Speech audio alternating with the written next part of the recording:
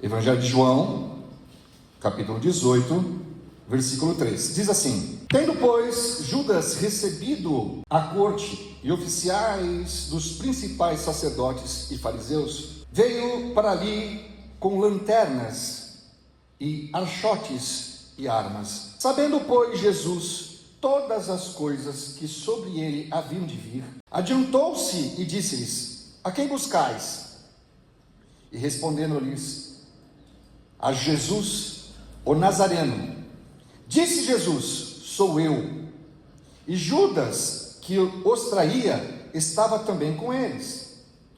Quando, pois, lhes disse: Sou eu, recuaram e caíram por terra. Tornou-lhes, pois, a perguntar: A quem buscais? E eles disseram: A Jesus, o Nazareno. E Jesus respondeu: Já vos disse que sou eu.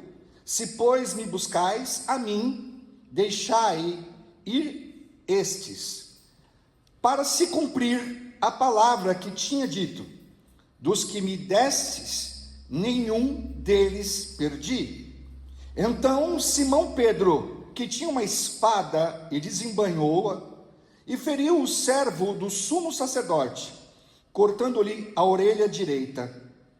E o nome do servo era Malco. Mas Jesus disse a Pedro: Mete a tua espada na bainha. Não beberei eu do cálice que o Pai me deu? Só até aqui. Amém?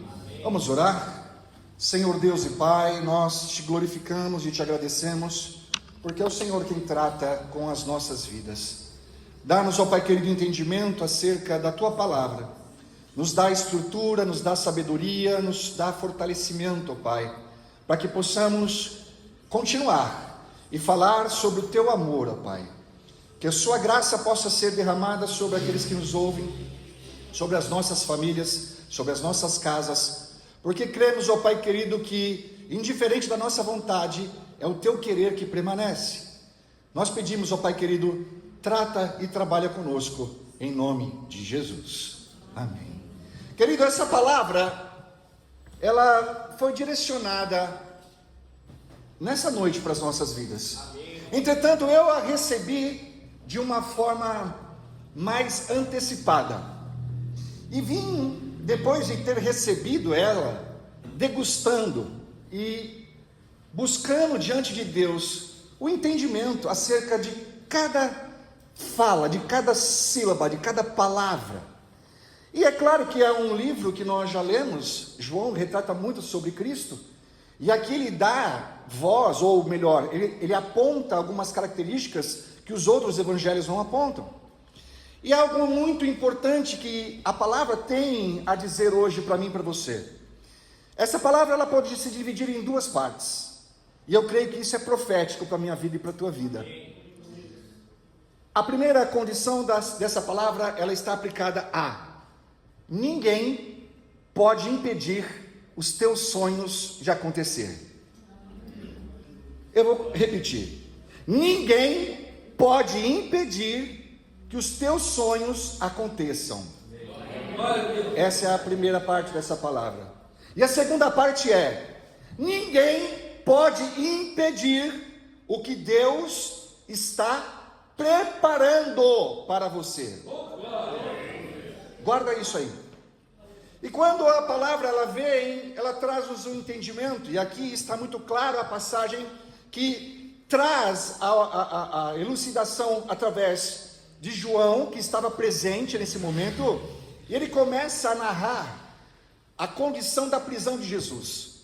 Eles estavam reunidos, e eles ali estavam fazendo a última ceia, e havia um alvoroço entre eles, no momento onde que Jesus disse que ali no meio deles havia um traidor, haveria um que haveria de trair. E houve todo um movimento, e Jesus disse: aquele a qual pegar comigo o pão que eu molhar, esse é o traidor. E Judas, ele foi lá e colocou a mão, e ali estava sendo declarado de forma pública uma ruptura, uma condição que não estava ligada diretamente à humanidade de Judas, Mas diz a palavra que um espírito, ou melhor, Satanás, que o acusador tomou a vida de Judas, e Jesus disse para ele: vai e faça o que você tem que fazer. Se você pegar e olharmos a respeito do que diz a palavra de Deus, Isaías já falava a respeito do filho da perdição. Ele já falava acerca daquele que haveria de trair, e até mesmo sobre o sofrimento de Cristo. Mas os judeus tinham toda essa base e entendimento, não na figura de Cristo, ali no momento a qual ele era o Cristo ressurreto e encarnado. Mesmo os discípulos andando com ele, ainda tinham uma visão muito deturpada, muito perdida, acerca do que era o plano da salvação.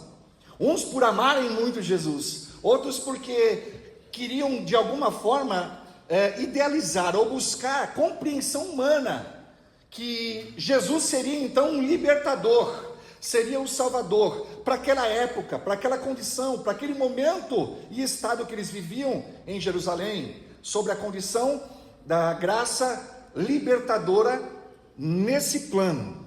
E Jesus em todo o tempo deixava isso muito bem claro, que o reino dele não era dessa terra, que ele haveria de ser passado e moído, que ele haveria de passar por condições a qual os homens não gostariam de estar com ele. Os filhos de Zebedeu chegam junto com a mãe, e a mãe chega e fala: Senhor, olha, a gente precisa conversar com o Senhor. E ela chega meio que querendo, de alguma forma, trazer um elogio, falando: olha, Senhor, como a gente está feliz em poder te servir, como a gente está feliz em poder caminhar e ver meus filhos junto com o Senhor. E ela vai e diz assim: quando o Senhor entrar no seu reino, permita que os meus filhos, ou seja, João e Tiago, fique cada um de um lado, para poder servi-lo. E nesse momento Jesus ele para e fala: poderão esses beber do cálice que eu hei de beber? Ou seja, mais uma vez é colocado aqui numa visão humana aquilo que era espiritual, e isso é um contrassenso. Quando ela diz: permita que os meus filhos fiquem sentados cada um à sua direita, outro à sua esquerda, ela acreditava que Jesus ia tirar César do caminho, que Jesus ia tirar o trono de César, que ele haveria de ficar sentado naquele trono e governando ali em Jerusalém, e acabaria com aquela situação de perseguição. E Jesus fala: poderá acaso um desses beber o cálice que eu hei de beber? E aí você vai ver que essa condição de cálice se repete novamente nessa palavra, onde Jesus mais uma vez, dentro do contexto, ele fala isso para Pedro, e eu vou seguir com a palavra. Quando Jesus então começa na madrugada, imaginem vocês que a época não tinha a Enel, não tinha toda essa estrutura que nós temos de iluminação, tinha a luz, os luminares, que ajudavam e muito a transitar naquela época, as tochas, mas não tinha. E Jesus, sendo a luz do mundo, ele estava em meio a trevas, porque diz a palavra que ele se retira junto com os seus, e ele vai orar no Monte das Oliveiras. E no momento que ele vai orar, ele começa a colocar diante do Pai as suas dores. E note que antes disso ele chega para os principais amigos e pede para que eles intercedam por ele, e pede para que eles fiquem a uma distância razoável, porque ele queria ter um momento de intimidade com o Pai. E ali naquele momento diz a palavra que Jesus orou ao Pai, e ele começou nesse momento de oração, diz a palavra, a chorar lágrimas de sangue, a transpirar através dos seus furículos capilares gotas de sangue.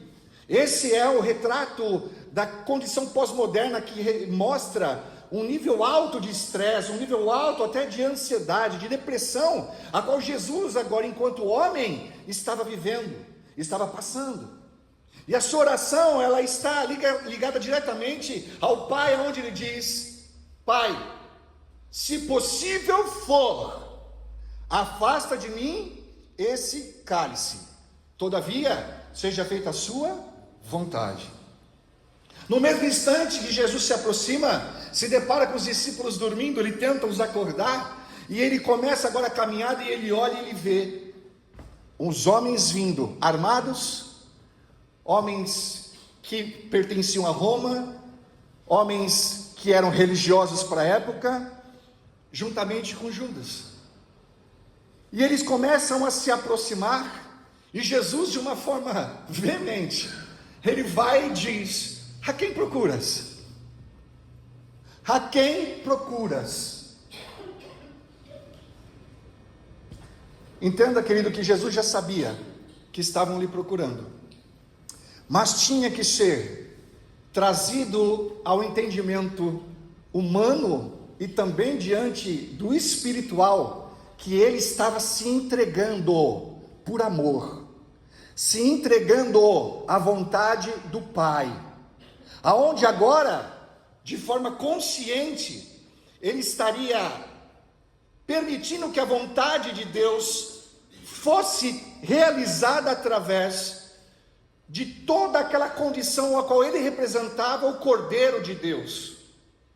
Ele não hesitou, uma vez que primeiro ele teve o particular com o Pai, ele se entrega, e no momento que ele diz, eu sou, e quando ele diz o eu sou, querido, eu creio que a gente pode fazer uma ligação ao livro de Êxodo, quando o Senhor se manifesta através daquela sarça, e aí Moisés fala, mas Senhor, todos os homens lá dentro do Egito adoram um tipo de Deus, eles estão adorando alguém, e tem vários deuses lá, e eu vou no nome de quem? E o Senhor diz para ele, Moisés, você vai no nome do eu sou. Você vai ver Jesus falando em diversos momentos, eu sou o caminho, a verdade e a vida, eu sou o pão vivo que desceu do céu. Você vai ver em vários momentos Jesus dizendo, literalmente, que estava sobre ele se cumprindo aquela promessa. E agora ele, como libertador, se apresenta mediante aos que o procuravam para prendê-lo e levá-lo à morte. E ele diz, eu sou. E no mesmo momento, esses homens andam para trás e caem por terra. Querido, o eu sou, o caminho, a verdade e a vida. O eu sou, a ressurreição. O eu sou, a cura. O eu sou, a transformação. O eu sou aquele que te guarda. O eu sou aquele que começou a boa obra na tua vida e não vai parar pela metade. Ele continua no nosso meio, dizendo todos os dias para mim e para você: o eu sou aquele que te livra, que te acompanha, que te guarda e que vai contigo até mesmo por caminhos que você não desejava passar, mas a minha graça te basta. Levanta a tua cabeça e caminha. E aí você vai ver um momento onde se aproxima então Judas, beija o seu rosto, e agora Pedro se levanta de uma forma sanguínea, ele desembanha a sua espada e diz a palavra do Senhor, pelo Evangelho de João, que ele corta a orelha de um dos servos dos sumos sacerdotes, ou seja, de um guarda do templo, daquele que servia dentro do templo. E João fala inclusive o nome dele, fala que o nome dele era Malcom. E João também fala exatamente sobre uma situação onde a orelha direita dele fora decepada. Se você pegar e ler novamente essa passagem, você vai ver quão rico de detalhes são esses momentos que foram eternizados segundo a visão de João. Note também que Jesus, ele fala de uma forma direta para Pedro: Pedro, embanhe a sua espada, embanhe a sua espada. E ele vai, se baixa, pega a orelha de Malcom, a orelha direita dele, e coloca de volta no lugar, orando e abençoando e restaurando a saúde daquele homem. Irmãos, aqui a gente começa a entrar agora na parte da revelação da graça. Que o seu coração possa estar firmado em ouvir e receber a palavra. Queridos, se você ler o livro de Levíticos, você vai encontrar duas passagens por lá, que vai mostrar que Deus, quando levanta Moisés, e Moisés agora começa a abençoar os seus e toda a sua linhagem sacerdotal, Deus condiciona um sinal sobre a vida de Moisés para que ele replicasse aos demais. Era colocado uma gota de sangue sobre a orelha direita dos sacerdotes, assim como a mão direita, assim como o seu dedo do pé esquerdo. E isso tinha um simbolismo muito grande dentro do judaísmo, como tem até hoje. Esse mostrava de uma forma de santificação, de separação, dizendo: esse ouvido é guiado pelo Senhor, esse ouvido é consagrado para ouvir a voz de Deus, essa mão é consagrada para as obras de Deus, essa mão é consagrada para fazer o querer de Deus, esses pés são consagrados para poder caminhar no caminho de Deus, para poder fazer a vontade de Deus. Essa era uma forma específica a qual fora trazida pelo costume judaico, desde a época de Moisés. E agora você vai começar a entender um determinado processo. Quando João, que também era judeu, também era frequentador de templo, também estava dentro das sinagogas, assim como Jesus também era judeu. Às vezes a gente acha que Jesus era cristão, né? A gente acha que Jesus era evangélico. Jesus também era judeu, e toda a tradição que estava naquele lugar, naquele contexto, traz para os estudiosos da palavra de Deus uma condição que às vezes passa desapercebida por quem não estuda a palavra. E aqui a gente pode começar a entrar naquilo que é promessa de Deus. Malcolm, esse por nome citado aqui, apontado por João, servia dentro do templo, e ele cotidianamente acompanhava a forma de se operar de um sacerdote. A Bíblia em nenhum momento vai falar sobre isso, mas todos esses detalhes que João nos dá, nos permite entrarmos dentro desse contexto a qual eu quero trazer para os irmãos. Um sacerdote, aquele que queria servir na linha de frente do templo, não podia ter defeitos físicos.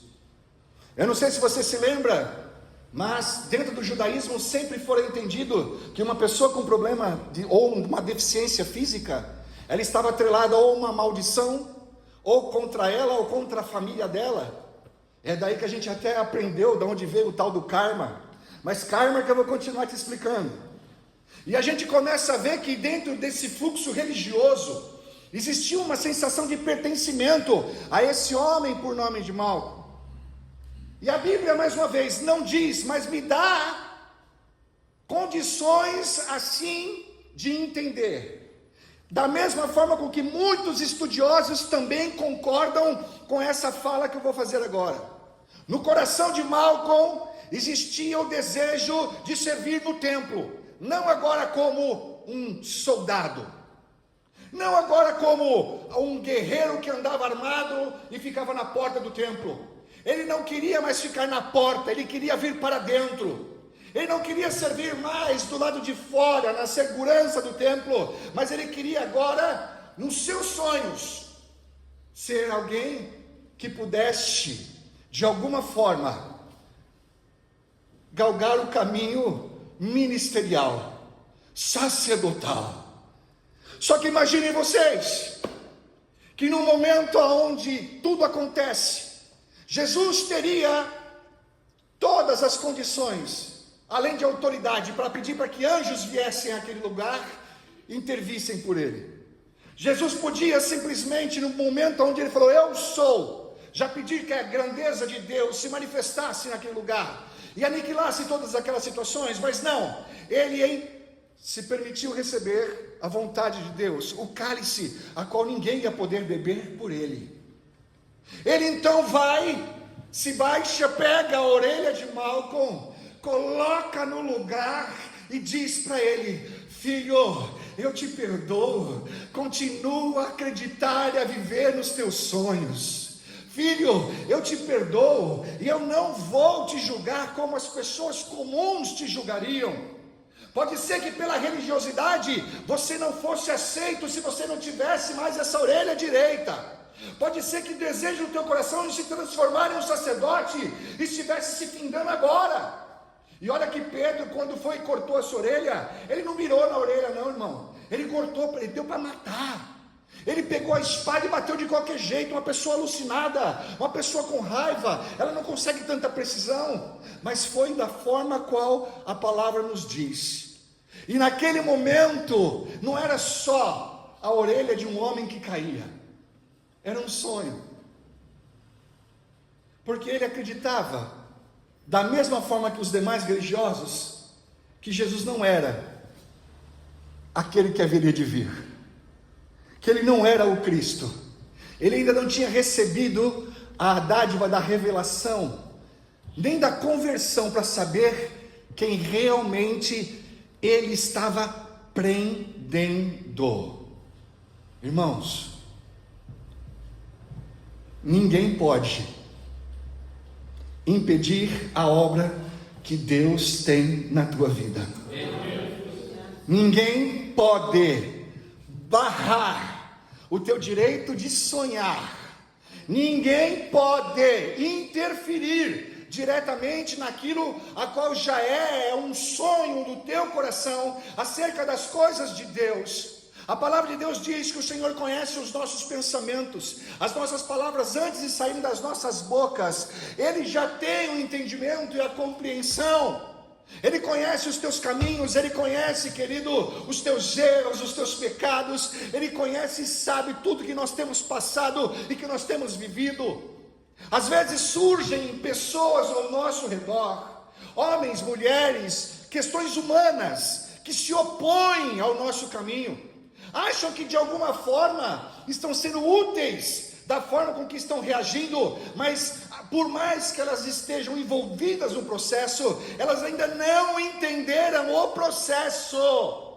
Por mais que Pedro fosse amigo de Jesus, amigo íntimo de Cristo, ele ainda não tinha compreendido do que se tratava aquele momento. E ele, de uma forma violenta, arranca a orelha daquele homem que tinha um sonho. E essa palavra vem, a primeira parte, para você se alegrar. Deus vai restituir a tua vida mediante aquilo que o teu coração tem buscado acreditar. Deus não vai permitir que você fique aleijado. Deus não vai permitir que fique com marca. Deus não vai permitir que sinais venham estar sobre a tua cabeça, sobre a tua vida, sobre a tua conduta, a fim de te impedir de você seguir com o propósito de Deus na tua vida. Ele diz hoje para você: eu estou curando as tuas feridas. Eu vou colocar de volta o que foi tirado pela espada. Eu vou colar de volta. Eu vou restabelecer. E quando ele faz, irmão, fica melhor do que quando era original. A restituição de Deus, ela é maravilhosa. E ninguém pode ir contra o trabalhar do Senhor. Aleluia. Eu não sei, querido, se a tua orelha estava queimando, se a tua orelha estava inflamada. Eu não sei se a tua orelha, ela estava de alguma forma, implicando acerca do que eram as promessas de Deus na sua vida. Irmão, seus ouvidos são do Senhor, as suas orelhas são do Senhor. Nada que vier da parte de fora, como mensagem, como recado, como influência do mal, como fofoca, da forma qual o homem usa, muitas vezes, para emprestar a boca para Satanás.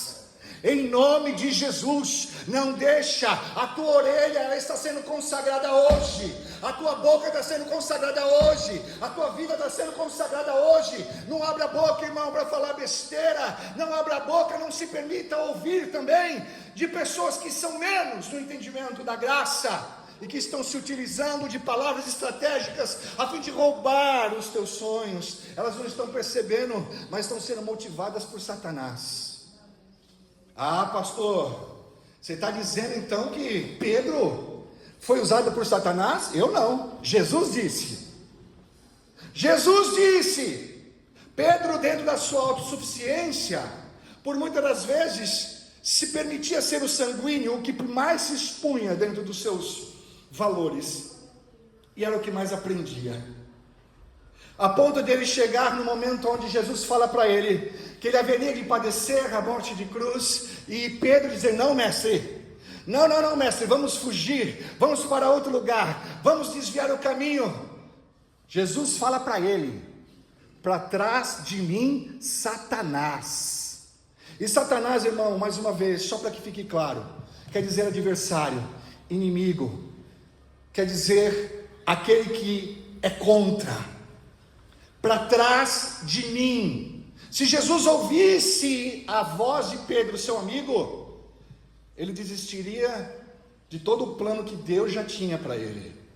Louvado seja Deus, porque o amor de Cristo nos alcançou. E Ele se entregou por amor a mim e a você. Isso é o que fundamenta toda a base do cristianismo. Um amor que a gente nunca vai conseguir compreender. Um amor entre homem e mulher, queridos. Ele está atrelado inicialmente à condição do eros, do que atrai, da carnalidade, da atração humana.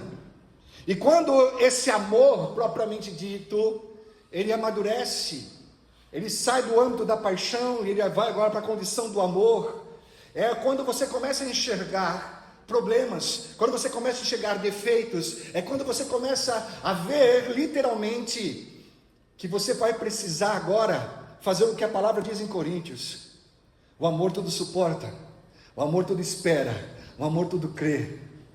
É poder fazer valer a tua palavra no dia que você esteve na frente de um juiz de paz, ou de um pastor, ou de um padre, e poder dizer que você estava se tornando um só, perante aquele momento, onde os céus e a terra estavam testemunhando. O amor humano, ele vai implicar em que você venha crescer dia após dia, sabendo que a pessoa que você escolheu, dentro da intenção inicial, na tua percepção, ela era a mais perfeita, as expectativas eram as melhores, mas a convivência e a forma qual você vai ter com ela, e ela com você, vão trazer a você percepções de uma pessoa falha, de uma pessoa que não é da forma como o teu coração achava que era, mas isso vai mostrar a você que você precisa não amar literalmente para casar, mas amar com quem você se casou.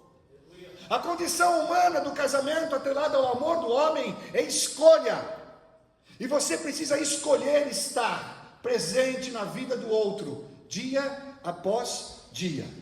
Isso não quer dizer que ele não vai errar, isso não quer dizer que nós não vamos falhar, mas para aqueles que buscam diante do Senhor e sabem que a nossa luta não é contra carne nem sangue, mas contra ossos e potestades do mal, precisamos entender que não podemos dar brechas.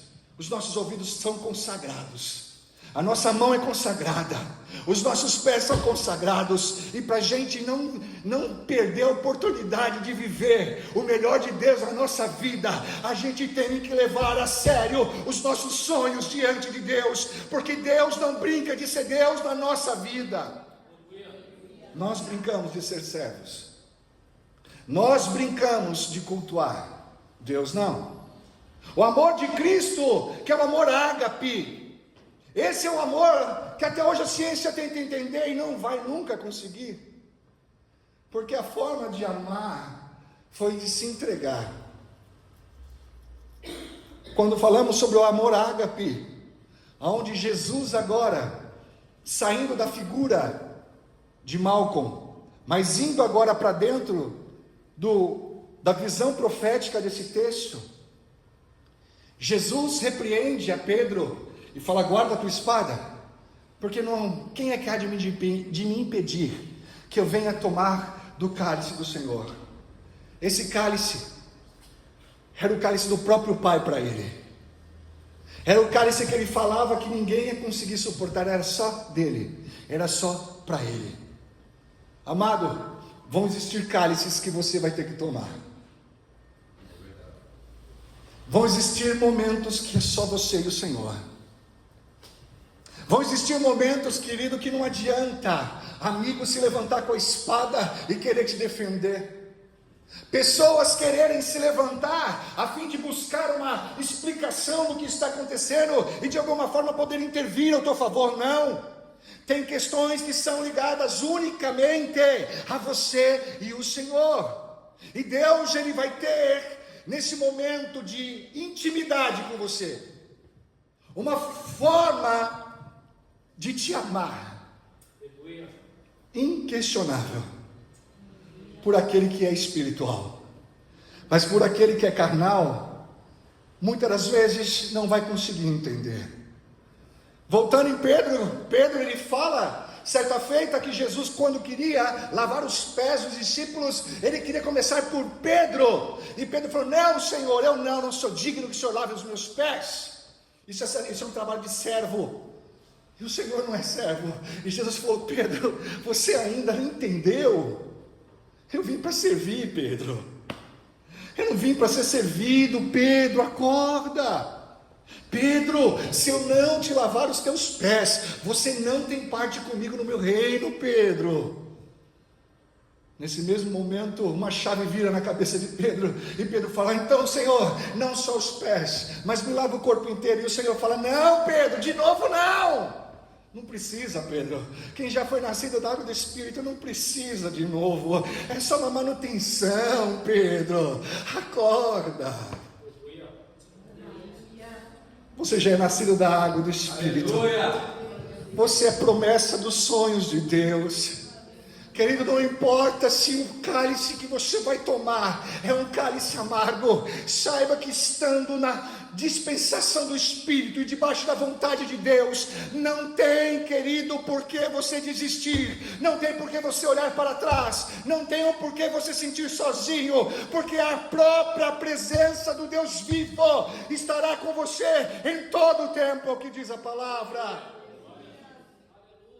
Jesus toma do cálice, e agora o Evangelho passa a ser humanamente questionado por muitos, porque aquilo que ele pregava como boas novas, diante de toda a condição profética que ele trazia, se torna um pesadelo na sua própria vida. Mas diante do Evangelho de Cristo, Adriano, diante da palavra do Senhor, quando você perante ao homem está perdendo, diante de Deus você está ganhando. Aleluia. Quando você estiver sendo julgado pelos homens acerca do teu comportamento, acerca da tua vida, acerca do que você fala, acerca da forma como você expressa o teu louvor a Deus, da forma com que você prega, da forma como você se levanta, como você trabalha, como você cuida da sua família, quando você passa a ser questionado pela sociedade, quando você passa a ser perseguido no teu trabalho, quando as pessoas se levantam contra você e você se permite que o Espírito Santo de Deus te justifique, seja por qual situação for. Pode ser que a sociedade tripudie em cima de você, te apontando e querendo falar e fofocar e criar distorções sobre a tua imagem. Vão dizer: olha, não é aquele Nazareno, não foi ele que pregou tanto, que curou um, que curou outro, agora está no lugar de vergonha, está na cruz, está exposto, está nu. Irmão, ainda que você venha ficar nu perante aos homens, você está sendo revestido diante de Deus. Pode ser que você, por algum momento, vai se deparar com situações que vão trazer a você questões onde você vai se sentir humilhado, desprezado, abandonado. Vão existir momentos que você vai questionar até mesmo se a presença de Deus é com você, porque Jesus mesmo o fez na cruz. Ele fala: Deus meu, por que me abandonaste? Aleluia. Jesus venceu a morte, querido. Foi o próprio Pai que tirou a sua vida. Não foi a morte que o levou, não. Ele venceu a morte quando ele disse: Pai, nas tuas mãos eu entrego o meu espírito. Não foi a morte que levou Jesus. Perante os olhos carnais ele morreu, mas de costume era necessário que fossem quebradas as pernas daquele que estava crucificado. Ou quando não, ele ficava exposto durante semanas com uma forma de morte agonizante. Mas como era Páscoa, e tinha muitas pessoas de perto e de longe naquele lugar, entenderam-se que havia necessidade de remover os três que estavam sendo crucificados: Jesus, Dimas e Gestas. Foi entregue entre ladrões, colocado numa cruz como maldito. Maldito é todo aquele que morreu no madeiro. E você fica aí muitas vezes chorando porque você descobriu que estão falando mal de você. E você muitas vezes chorando e se questionando porque você sentiu e percebeu que estão armando uma situação contra a tua vida. Ah, irmão, levanta a tua cabeça nessa noite. Levanta a tua cabeça nessa hora. Porque não importa se o cálice ele é amargo, importa que o próprio Deus permitiu que ele viesse até as tuas mãos.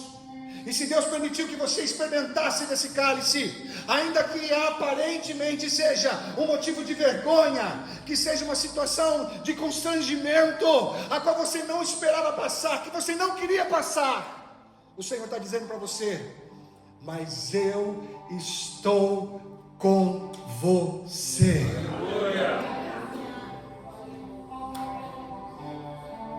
Moisés, esse povo não me adora, esse povo só mexe os lábios só para me adorar, esse povo não tem parte comigo.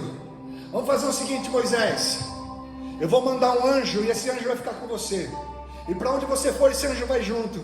Moisés fala: Senhor, se o Senhor não for comigo, eu não dou nem mais um passo. Você já parou para pensar, querido, que às vezes seria tão mais fácil para Moisés ter um anjo do lado dele e ele falar: anjo pega, anjo vai, anjo faz isso, anjo faz aquilo.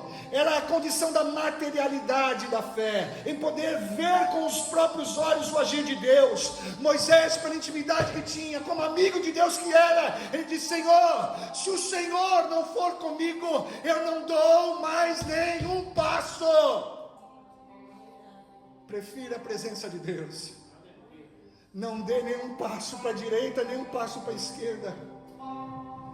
Prefira ouvir a voz do Senhor, porque a voz de Deus é boa, perfeita, agradável, não acrescenta dores. Ainda que Ele corrija, ainda que Ele sim venha e te coloque de novo no prumo, sabe o que é necessário por amar a tua vida, por amar a tua casa, a tua família, a tua genealogia, toda ela está debaixo das promessas do Senhor.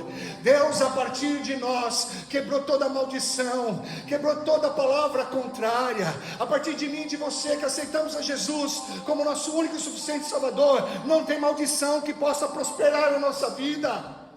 A maldição do divórcio foi quebrada porque Jesus quebrou toda a maldição na cruz. A maldição do câncer, que está ligado de alguma forma genealógica, de forma que diz: mas é hereditário, está quebrado em nome de Jesus, porque a cruz, o Calvário, assim o fez. Aleluia. A gente fica preso dentro de simbolismos religiosos e esquece de buscar a essência do que a palavra está falando. O amor de Deus para com a nossa vida nos tornou propriedade exclusiva dele. E Pedro, por mais que ele amasse a Jesus, ele não estava amparado diante da graça para poder fazer o que ele fez. Irmão, passa pelo que você tiver que passar, mas passa crendo. Passa crendo, porque tudo aquilo que for apontado como escárnio na vida de Jesus no momento que ele mais precisava, seus amigos o abandonaram, e o pastor será ferido e no momento onde Jesus mais precisava, os discípulos fugiram, somente ficaram João e as Marias. Querido, não se importa com o que vão falar, nem com as pedradas que vão vir. É o teu propósito. É Deus trabalhando na tua vida. É Deus te preparando para algo maior. É Deus trabalhando no teu coração. É Deus trabalhando na tua mente. É Deus consertando aquilo que estava torto. E através da sua submissão vai haver conversão. Conversão quer dizer mudança. Através do teu posicionamento vai haver um abalo. Através do teu posicionamento, Deus vai fazer cumprir todas as promessas dele, de geração em geração que vem posterior a você. Através da forma qual você se permitir ouvir a voz de Deus, toda a maldição que era contra você e tua família está sendo quebrada nessa hora. Está sendo quebrado nessa hora. Toda maldição lançada por boca, seja lá de quem for, seja o nome que se dê a qualquer tipo de potestade, o Senhor está dizendo para você, através da tua obediência, através da forma como você o buscar, a maldição está sendo quebrada nessa hora. E não importa pelo que você vier passar, Deus está no comando e no controle de todas as coisas.